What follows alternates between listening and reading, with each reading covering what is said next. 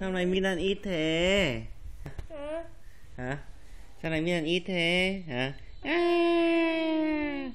Milan ít thế.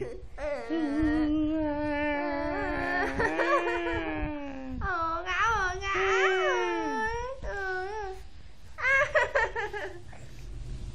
Milan ít thế con à? Ăn cơm đi đây à? Ăn cơm đi đây.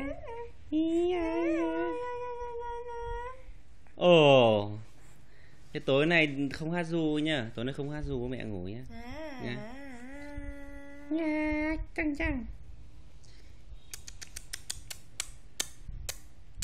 Vừa ốm dậy đây, trời vừa ốm dậy đây. Nhanh.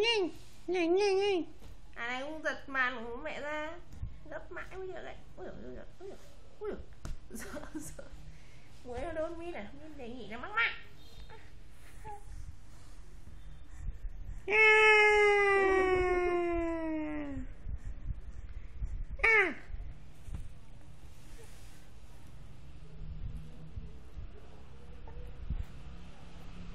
Mít đây, con này. Cho bố Ra đây. Thảo thế nhỉ, Thảo thế, ra đây. Mẹ vừa mua cho bố một cái màn, mà lúc nó đến ra màn đúng lúc đang họp chị. Thế không lấy nữa à? Tắm thôi, nó bảo thứ hai nó quay lại.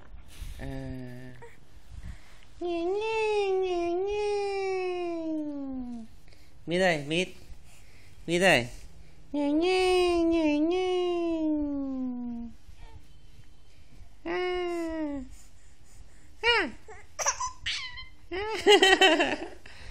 Chị cho ú à hả? Nha, ú à. Ú à, quá ta. Ú à. Ú, quá. Ú à. Ú à. Nha. Mít đây, Mít thổi đây,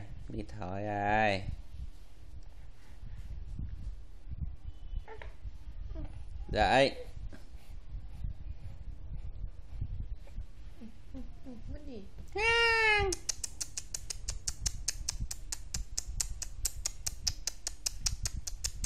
Cảm giác như là muốn chống mọi người.